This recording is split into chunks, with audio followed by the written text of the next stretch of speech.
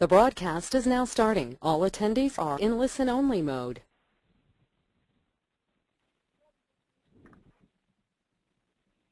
Hi, everyone.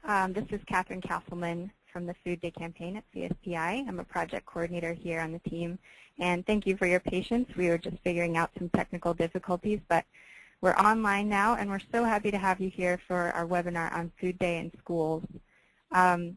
This call will be recorded, and we'll send out the slides and video to all of the registrants of the call, so we hope you'll share it with your colleagues who weren't able to join today. And quickly, for those of you who haven't been on GoToWebinar before, during the presentations you can feel free to type in any questions or comments you have, and I'll be able to read them and we can address them at the end of the presentations. You can also press the raise hand button. You'll see a little hand icon on your dashboard, and that will allow you to be unmuted during the Q&A portion as well. So if you'd like to ask your question or make a comment verbally, we encourage you to do that. As I mentioned, the call will be recorded, and if you have any questions, please contact us at foodday@cspinet.org. So again, my name is Catherine. I'm a project coordinator with the Food Day campaign, and I'm going to take a few minutes to introduce you to our Food Day guide for school organizers. And then we have a great lineup today. Joanna Creed from the Jamie Oliver Food Foundation is going to talk a little bit more about our joint campaign to promote food education in schools. Mary Stein from the National Farm to School Network is going to describe the farm to school grants that were given out in conjunction with Food Day. And Carrie Callahan from the Massachusetts Department of Education is going to give some great examples of school activities from Massachusetts. Massachusetts was one of the states with the highest number of events last year, in part due to the participation of over 40 of their school districts. So you'll get to hear some examples from her and from all of the rest of our speakers. And at the end, we'll have some Q&A time, so hold your questions and we'll get to them at the end. Quickly, our focus this year for Food Day is on food education, so it's a really special year for schools. As I mentioned, our joint campaign with the Jamie Oliver Food Foundation launched on Food Revolution Day, which was May 17th, and it's called Get Food Education in Every School. You can check out this page on our website, foodday.org/food_education, to learn more about the campaign and sign an action alert, and Joe Creed will be speaking more about that.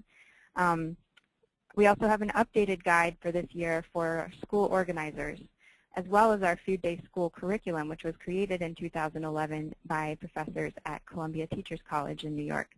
And it's a great curriculum. It includes 5 lessons for each day of the week during Food Day, and they focus on the mantra created by Michael Pollan, eat more plants. I'm going to mess it up. I always do that. But eat not too much, mostly plants. So we are excited to present that again to you. It's updated slightly, as well as our school organizers guide has new resources in it. So I encourage you to check that out at foodday.org/resources. Okay, so to run through our new guide, it includes successful examples from 2012, including the Big Apple Crunch from New York City with 400,000 people, many of them school groups and youth education groups, biting into an apple at the same time on Food Day, and we hope to replicate that in many cities across the country this year, as well as the Passport Challenge created in San Diego, which is another great model that incorporates schools and farmers markets. So check out those in the guide. We also have updated event ideas and policy action ideas for this year in the guide, and information on our food education campaign. You'll find links to our partners, curricula, and resources in the guide, as well as some teasers for our new resources, including recipes for kids and a newspaper, which will be coming soon. So you can look at all of these resources and download them for free at foodday.org/resources. Encourage you to check those out. Other resources you can find that may be helpful for school organizers. We have a one-pager on Food Day in schools, and this is a helpful resource to pass out at conferences or to help spread the word among your colleagues. It just gives a short summary of what Food Day is, who we partner with, and how you can get involved. We have a cookbook with CSPI-approved recipes. These are great for adults and kids.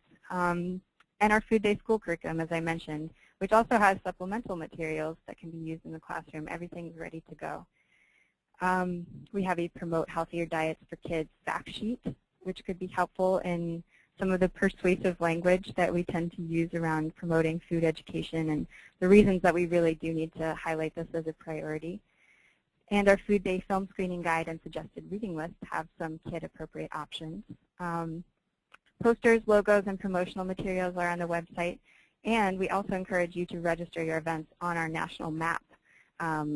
We have a new system where if you go to www.foodday.org/host_an_event, and we'll show that link again later in the follow-up email, you'll be able to register a placeholder, and you can edit the details later. But our goal is to have all of the events for Food Day registered on the map.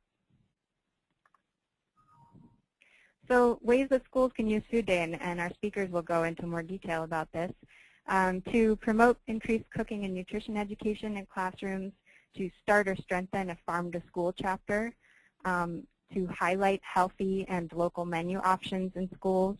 And really, the creativity is boundless, and we are excited to see what you come up with to promote the initiatives you're already working on in schools, and also to make this a widespread phenomenon like Earth Day.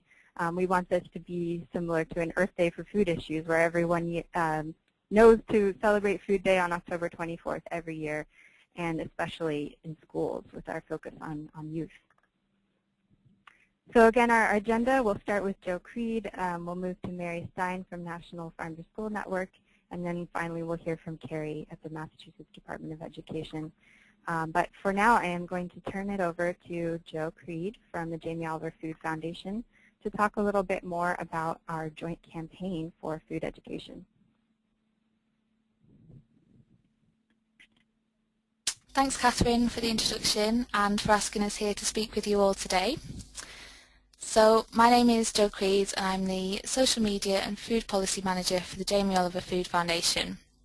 I'm going to be chatting for a few minutes today about the Jamie Oliver Food Foundation itself, about Food Revolution Day, which is our global day of action, which took place just over a week ago on May 17th, and also about the exciting new initiative which Catherine mentioned, which we launched with the guys at Food Day here, which is Get Food Education in Every School.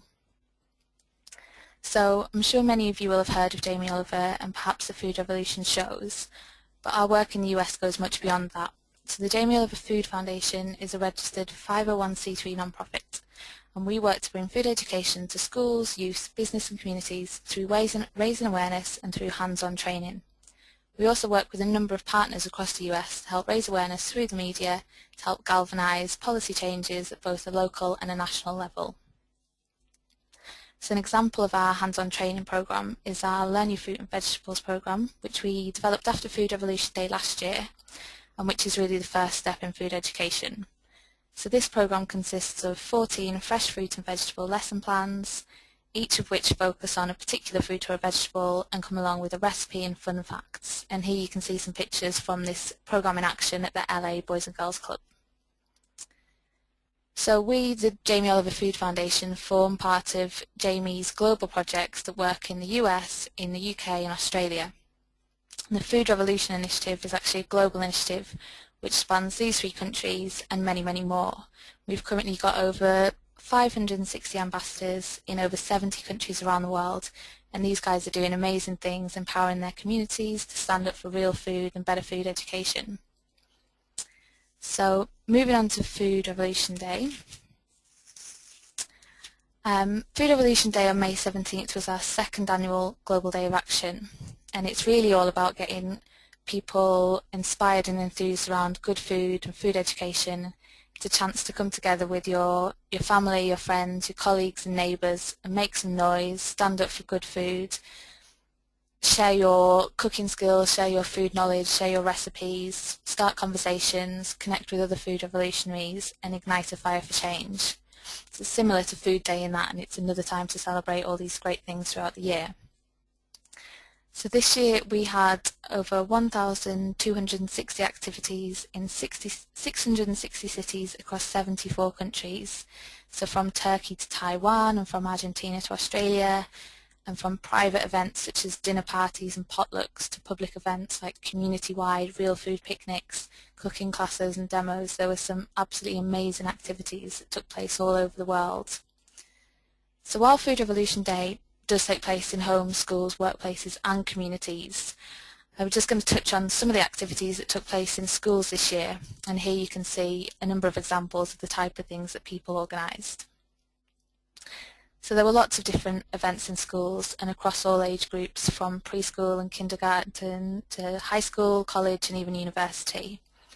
A school in Denmark held an afternoon of food activities which included cooking pancakes over an open fire and pupils preparing fresh snacks for their parents.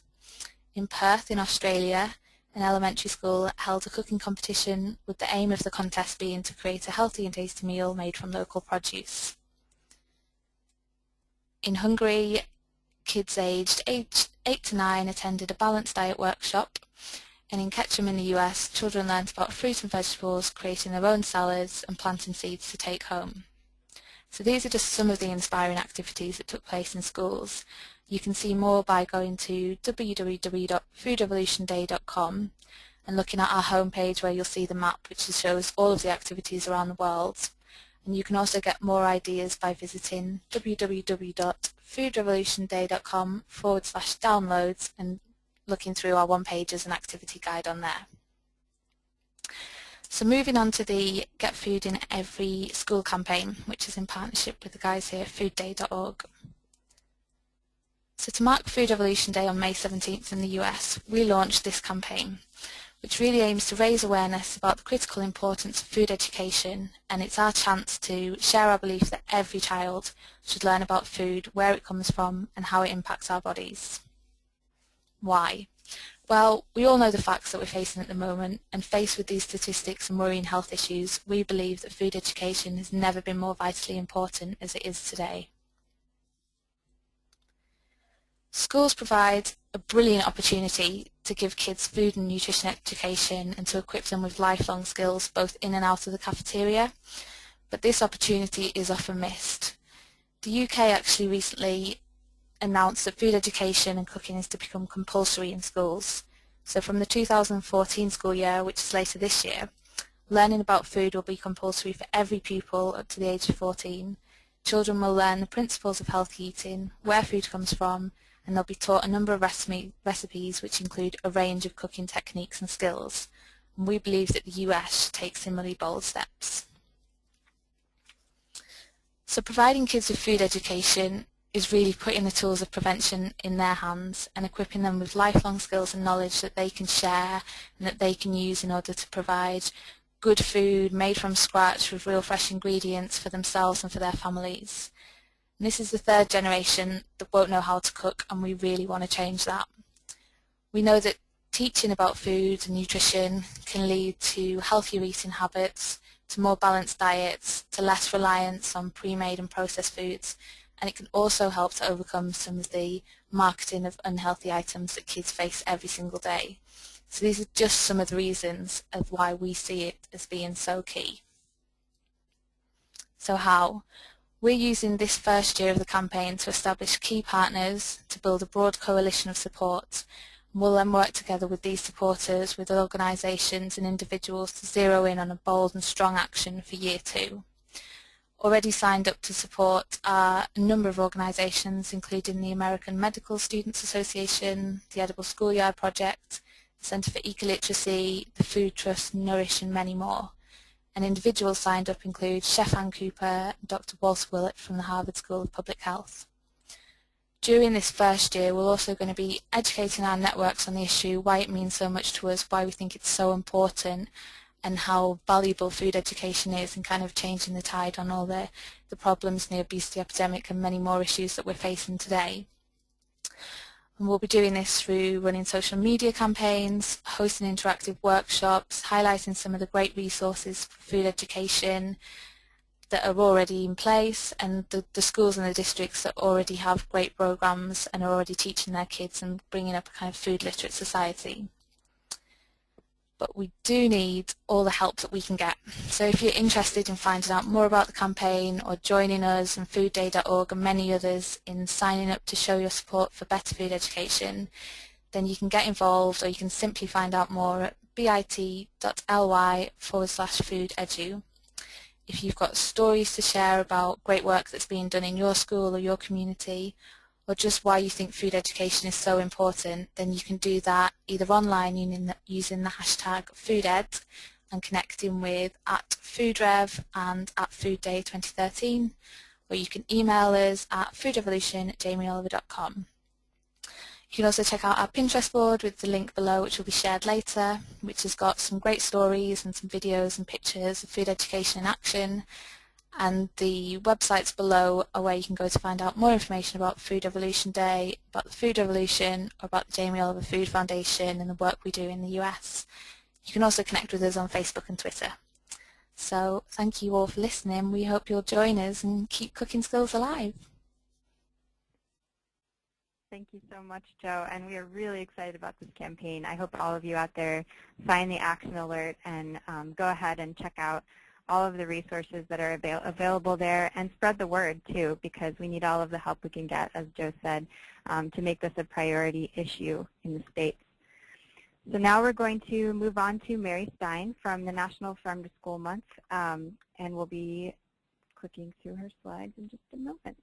Make sure they're up. Okay. Hi, everyone. This is Mary Stein. I'm the Associate Director of the National Farm to School Network. The National Farm to School Network was founded in 2007, and it sprouted from a desire to support community-based food systems, strengthen family farms, and improve student health. Our network includes national staff, regional leads in 8 regions of the country, 50 state leads, plus an additional state lead in the District of Columbia, and a 16-member advisory board, and most importantly, thousands of farm-to-school supporters on the ground. The network provides a framework to connect all of these farm-to-school champions across the country and sets national priorities and policy goals, generates a research agenda, creates and aggregates resources, provides technical assistance, and convenes gatherings and promotes the farm-to-school movement. Go ahead to the next slide. Thank you. So National Farm to School Month and Food Day are closely aligned events that take place every October. National Farm to School Month was officially designated by Congress in 2010 as a time to celebrate the importance of farm-to-school programs as a means to improve child nutrition, support local economies, sustain local farms and ranches, and educate children about the origins of food. Right here you can see the link to the National Farm to Schools Network Farm to School Month website. The National Farm to School Network has been a leader in celebrating National Farm to School Month since the first year, October of 2011, and we continue to create new resources and exciting campaigns via this farmtoschoolmonth.org website. Next slide, please.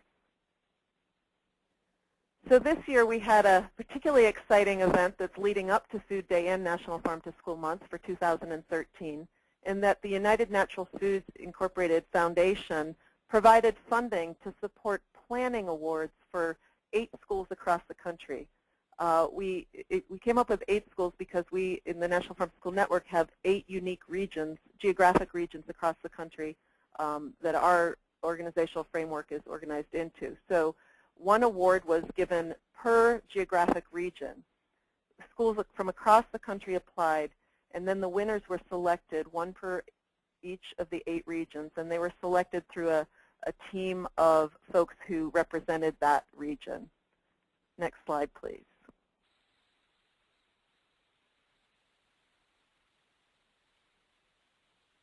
Awarded these $1,000 planning grants that are getting them all amped up and ready to go for celebrating Food Day and National Farm to School Month in October of this year. The first one I'm particularly excited about because it represents the farm to preschool arena. This is the only one of the award recipients that is in that early care arena. So the Tuttle Inn in Saco, Maine received a grant to give preschoolers a better understanding of where their food comes from. They are going to help the kids experience farming by growing food and visiting a working farm.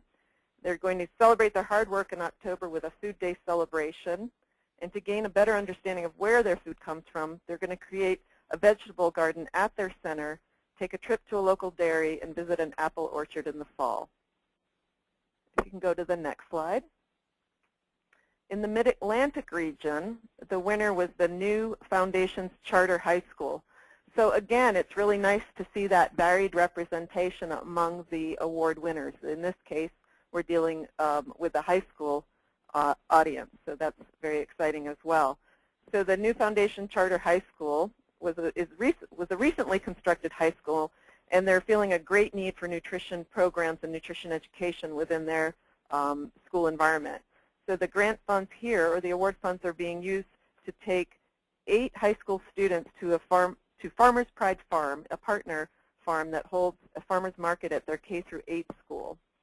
So these high schoolers will be educated on the significance of eating fresh fruits and vegetables, buying local produce, and basic nutrition education. And a nice, unique aspect of this particular project is that they have a wonderful collaboration with school staff, including their food service staff, their school nurse, and an AmeriCorps Vista volunteer that actually works toward healthy food education within their school environment. Next slide. In the Southeast region, again, it was a high school, Daniel High School in Central South Carolina. And I neglected to mention that New Foundations High School was in Philadelphia. Sorry about that. So back to South Carolina, Daniel High School.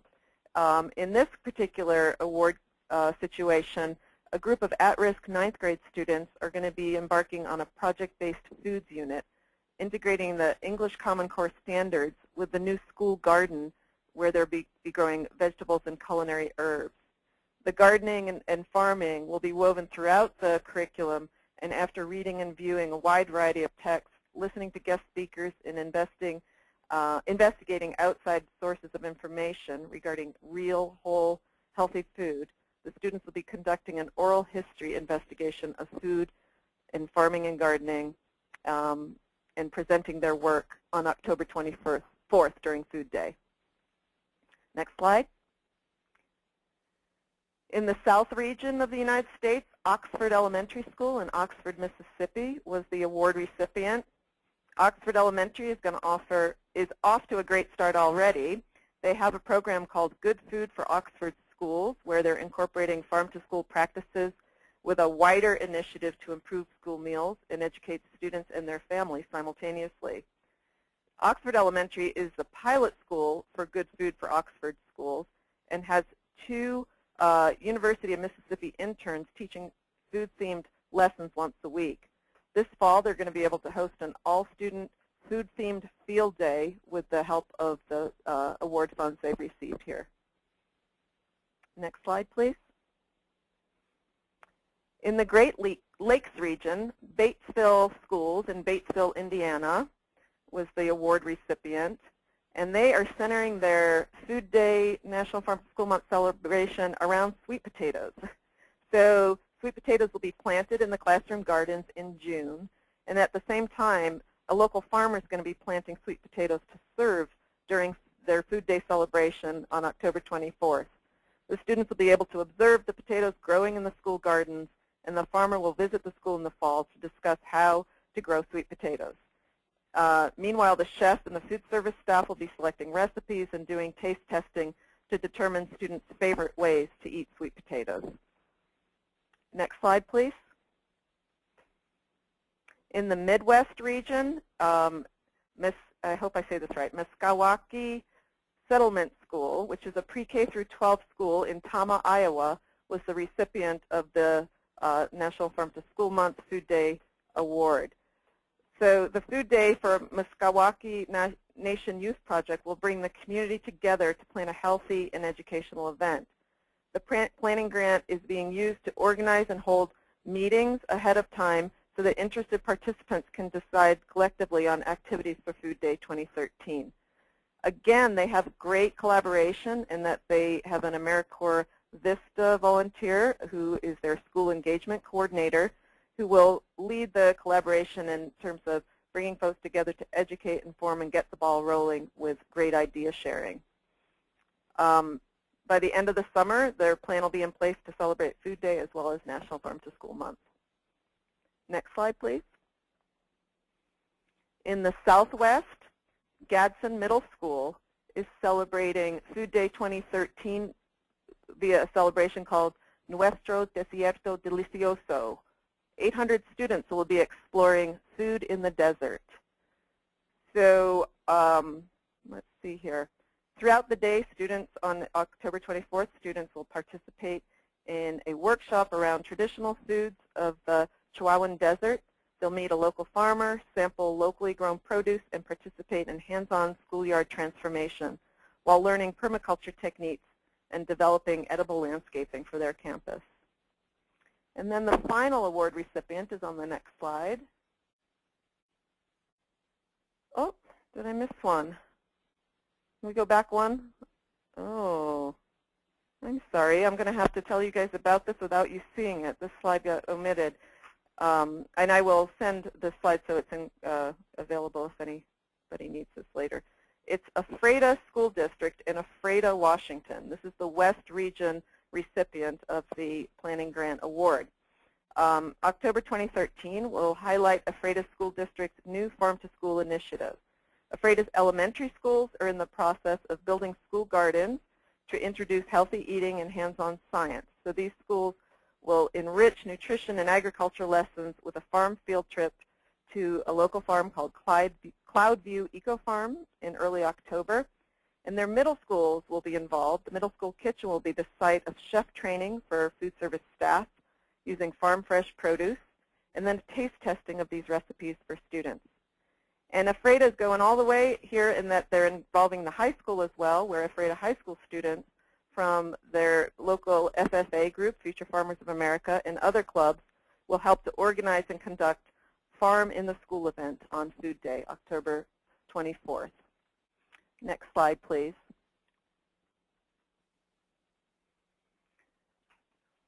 So I just want to point you to the Farm to School Month website once again.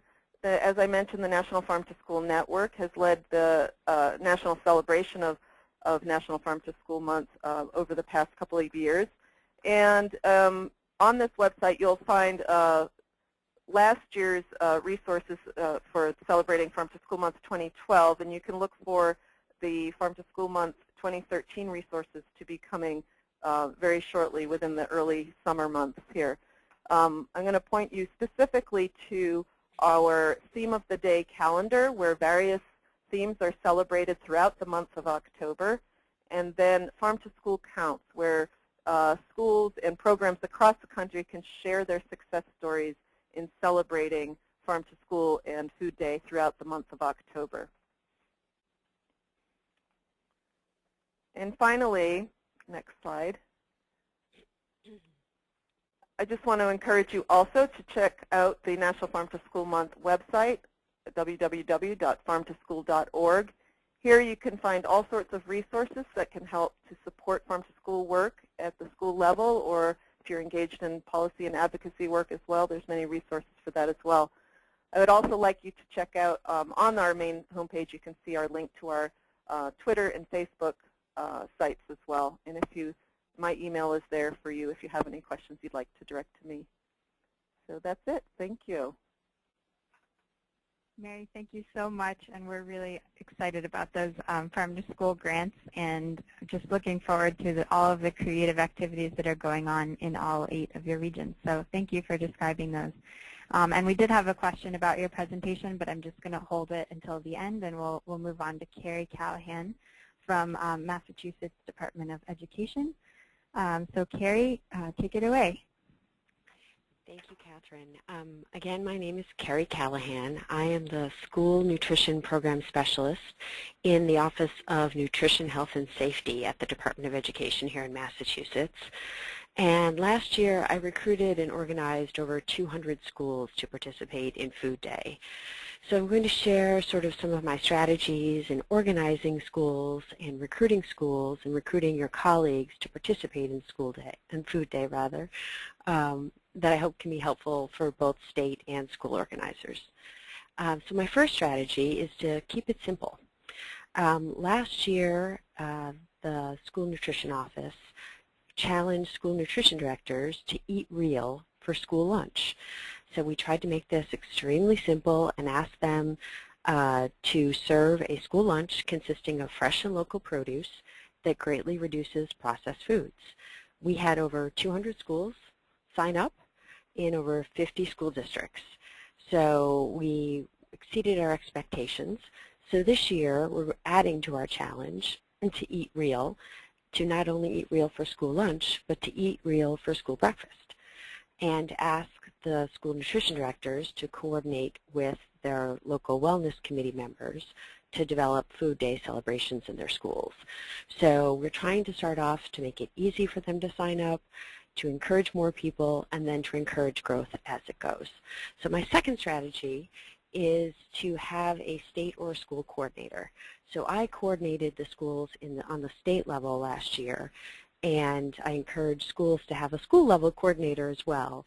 So this person would be at the state or school level. They would recruit people, colleagues, so health educators, wellness committee members, if you're at a school level. If you're at a state level, you'd be recruiting schools to sort of sign up. This person would control the messaging and also collect stories for publicity later.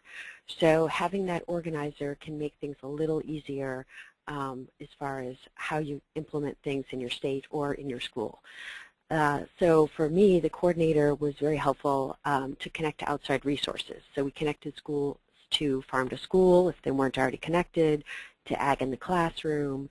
We also connected them to Food Day materials, so we had them sent directly to their schools, whether it was recipe cards or posters, and we encouraged our school participants to download the curriculums and the school guides and the activities that are on the Food Day website. These were things that helped them build events that were sort of bigger than just eating real for the day. So Food Day organizers, Food Day coordinators can also connect the Food Day organizers within the state or within the school to sort of build these events to more than just the simple start that you get them attracted to participating in Food Day. So my third strategy on how to recruit schools and colleagues. So for that, I recommend recruiting through existing channels. So last year, we recruited at the Summer School Nutrition Directors Summer Conference. And we recruited in person. We made it very easy. We saw that other school nutrition directors were signing up for Food Day, to participate in Food Day. We gave them materials so they could learn more about Food Day. We had them sign up on the website right there in front of us so that they would immediately be connected to Food Day. And this year we're going to do that again, but we're starting earlier in the spring, and we're going to tailor messages to school nutrition directors, to wellness committee members, and through the state commissioner, so the head of the Department of Education in Massachusetts, messaging directly to superintendents. And that way we're messaging to all these different levels of schools to sort of encourage them to participate. I assume this would work very similarly in a school where you would, talk about Food Day at a meeting or within a newsletter or conferences. Another thing we're adding this year is we're hosting a webinar in June and we're going to ask for school nutrition directors, but other people can attend if they want. But we're asking schools that had really great Food Day participation and great events last year to sort of be our, share their success stories with other schools. And this, we hope, will encourage them to develop even greater events and more involved in Food Day than they were in the previous year. So we're also encouraging collaboration. So the whole idea for us is to start small and build, and if we encourage collaboration among the administrators and the wellness committees and the school nutrition directors, which you'd think would collaborate, but they don't often collaborate within a school. And so if you can encourage more collaboration and there's more people working on the event, it's less of a burden, and a lot of schools will be more enthused to take it on because it's something they love to do, but it can also be an extra thing for them to take on. So the whole idea is to sort of spread the labor around. And as you're encouraging collaboration, to tailor your messages so that it meets the needs of whatever audience you're trying to recruit, whether it's a wellness director or nutrition director or superintendents. You can tell them why this would be important for their schools or why this would be important for their wellness committees. And then the third for recruiting is to offer recognition, publicity, or a special visitor for the school or the colleague who comes up with the most impressive school day celebration. Last year we were fortunate enough to have some free time on the governor's schedule, and he was able to go out and visit a few schools to participate and to celebrate Food Day with them. So my fourth strategy is sort of not really strategy but examples. So Codman Academy Charter School in Dorchester, Massachusetts has a nutrition action club, and that action club chose the menu items for Food Day. So they, in addition to choosing the menu, so what was being served, they also had events within the cafeteria to raise awareness about the importance of eating healthy. So this club year-round encourages their peers to eat healthy and avoid foods with low nutrition value. So they have anti-junk food pins that they wear. So a picture of junk food and then with a red circle and a slash through it.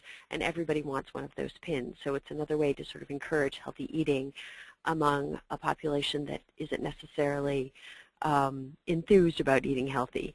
So on Food Day, they were chosen to create and eat locally sourced pizzas with the governor of Massachusetts. So many of these students, or some of the students who attended, had never had a pizza with butternut squash on it. And they saw pizza as something that was at their corner pizza place with pepperoni. So it sort of exposes them more to healthier eating and helping them understand sort of beyond what their usual perspective is. And if you look at Food Day's homepage, you can see a photo of the governor of Massachusetts speaking to one of the students who came last year. My next school example is Minuteman Vocational School. So this school is a vocational school located in sort of the suburbs of Massachusetts, of Boston rather, and their food services department came up with a recipe throwdown. So she was very much engaged in trying to help the students understand how to eat healthy. So as part of Food Day, the students developed recipes featuring farm fresh produce. And the food service director reviewed these, they created the recipes, and then on Food Day, each participating team had their own table, and the rest of the school voted on which entree they liked the best. And the winning team was awarded a permanent spot on the regular lunch menu.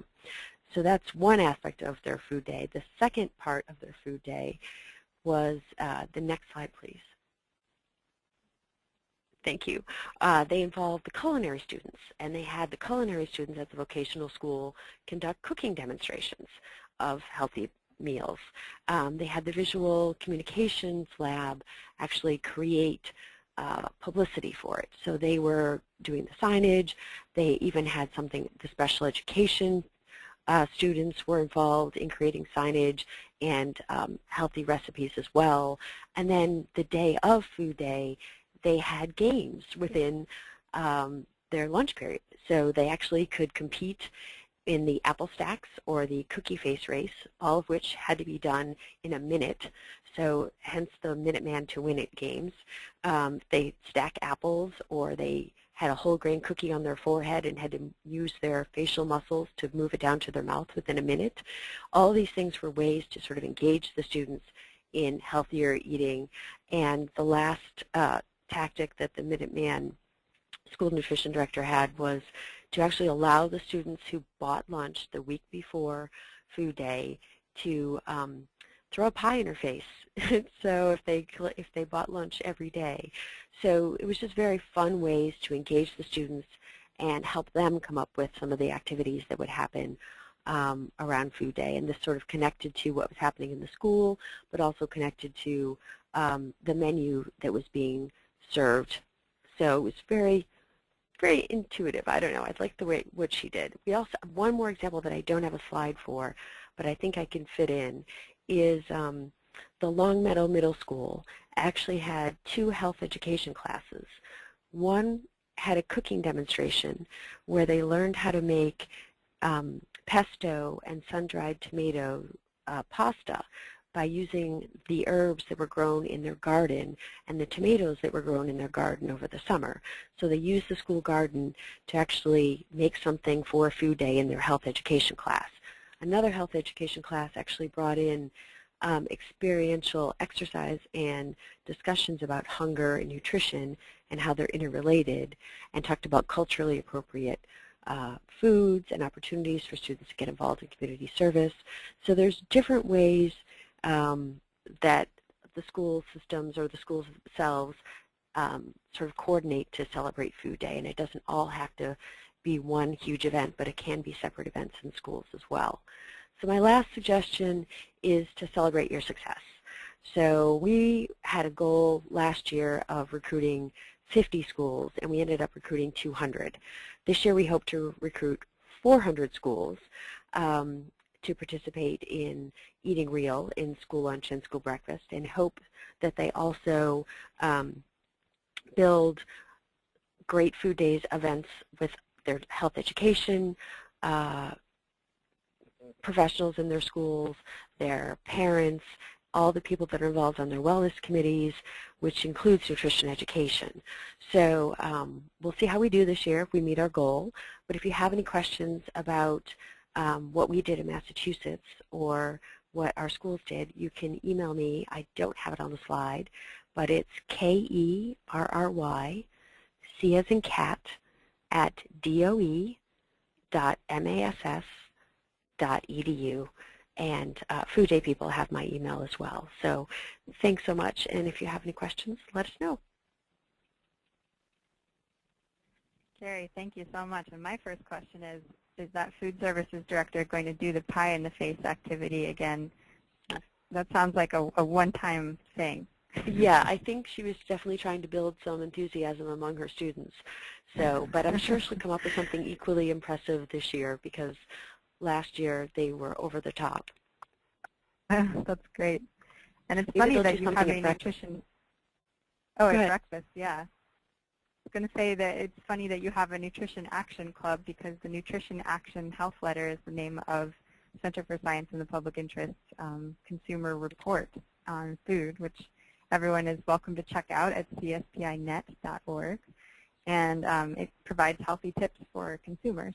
So we share that in common. Well, I'd love to move to your questions in the audience. And so feel free to either type them in and I will read them out, or you can press the hand icon to be unmuted. And going back to Faith, who had a question actually during Mary's presentation. Faith, I'm going to try to unmute you, and if it doesn't work, we'll just read out your question. But you should be able to go ahead and ask it now. Hi. Can you hear me? Hi, Faith. We can hear you. Hi. Okay, great. Yeah. I was just interested in that the sweet potatoes were being planted in June, and then normally school is out during the summer. And I have tried getting school gardens, and I'm calling from the state of Washington, and that seems to be the biggest problem, is that the growing season is in summer when school is out. So I guess not only just for the Indiana question, but I guess overall, how are people implementing school gardens? Are they using containers, or I guess how to use it and how to get more people on board, because it seems to be a problem. That's an excellent question, Faith. This is Mary. You are right that that's like a universal challenge across the Northern Hemisphere here, where we have school from September typically till the beginning of June, and then the prime growing season is during the summer months. So different schools are dealing with that in different ways, and I can't actually speak to the Batesville, Indiana example specifically because I'm not sure how they're manning their school garden needs throughout the summer. But I can tell you examples, certainly from other districts across the country, are some of them are tying in with summer feeding programs where they're actually having kids participating in the summer feeding programs have that as part of their activities. Others are just counting on volunteerism and organizing summer school garden care through their whatever volunteer mechanism they have, typically led by parents throughout the summer.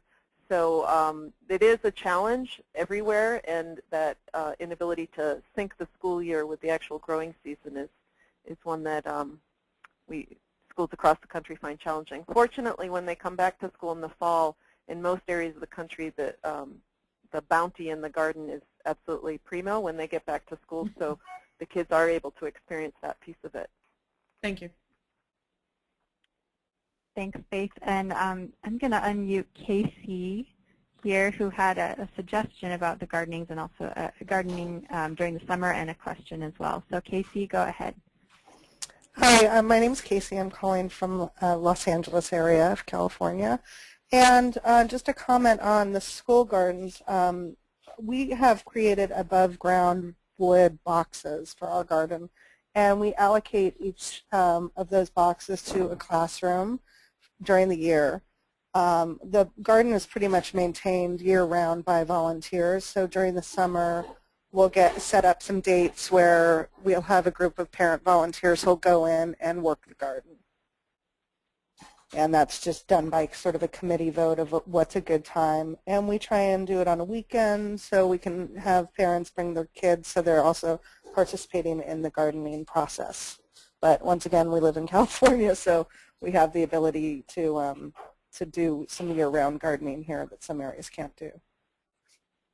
And then I had a question for Carrie, and that is, in Massachusetts, are all of your food service directors licensed nutritionists or have a nutrition background?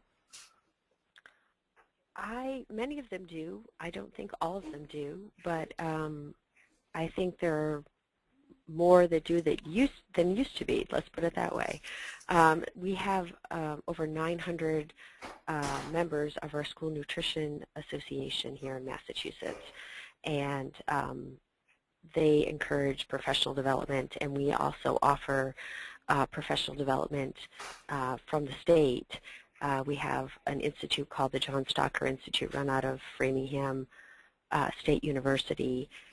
You can look it up online, and there's professional development classes offered. So we're trying to encourage more, but I don't know the actual statistic. I'd have to get back to you on that. Okay, that's great. That's one big problem we're having in really revamping our food service program in our district. We have one food service director who handles our district of 8 schools, and this is her quote: "I don't believe in Jamie Oliver." Oh. Whatever that means. But she's very pro chocolate milk. She's not a nutritionist. She comes from a hospitality background. And it's a huge obstacle for us to even do, we're trying to do as much food education as we can, but it's so hypocritical when we're telling them to eat well, but then serving them, this terrible food for lunch. Right. And, well, that's a huge roadblock, so I'm just curious. The one thing I found really helpful at a state level is we're helping all of our school nutrition directors incorporate the new USDA meal pattern guidelines, which they have to incorporate if they're going to be reimbursed an extra 6 cents per meal, which seems little, but it adds up. And through that process, we're offering a lot of technical assistance to schools to sort of help them understand what meets those meal patterns and what doesn't meet those meal patterns. And this fall, the breakfast meal pattern guidelines are coming into play. So where last year was the school lunch meal pattern was being implemented. So in doing that technical assistance over the phone or in person as we talk to school districts, we're helping them understand what they have to do. And some of these school districts have to adhere to higher standards at this point, because we're going to be going out and checking to make sure they're adhering to higher standards. So that might help for encouraging more nutrition education and talking to school nutrition directors and helping them understand that it really isn't that great of a shift, that we're not asking for 100% whole grains to be served in schools. It's called whole grain rich, which just means 51% of the grains served meet the challenge, or not the challenge, but the guideline. So if you have 51% whole grains in your bread, that's whole grain rich. It doesn't have to be 100% whole grain to meet the standard. So there's confusion about lots of things like that, which is what we're trying to help them, get over and learn more about and understand what it is to meet the meal pattern. So it's been an interesting year of technical assistance, and next year will be another one, I'm sure. I have one final question about how your state operates. Are the schools or the food service directors required to provide to the schools the caloric information and nutritional information for each meal? They don't have to do it for each meal. So what we are requiring this year is that we take a sample week. And during that sample week, they have to meet the meal pattern, they have to meet the caloric guidelines for the meals, and that they also need to meet the guidelines with saturated fat, percentage of saturated fat. So for an average week for a high schooler, the calories have to be, I think it's between 750 and 850. Maybe it's 650 and 750, and that the saturated fat has to be less than 10%. So that's the average for the week. So that makes it easier for them to meet. We don't have it on a daily basis. And then as we go out and do reviews of schools, that's something that we check on as well. So, and the guidelines that they've had to meet in the past year have helped schools understand the forms and worksheets that they've had to fill out are actually good planning tools for understanding how to meet those guidelines. So there's a basically it's a formula in an Excel spreadsheet that does all the calculations for them. So they can continue to use that as a planning tool, even though that's what they use to show that they're meeting the meal pattern for school lunch. Thank you so much. That's very helpful. Sure. Yeah. Thank you. And this is a great conversation that can definitely be continued offline. And we encourage all of you to email our speakers if you have further questions. Are there any final comments from the audience before we close today? You can either type in a comment or a question or press the raise hand button.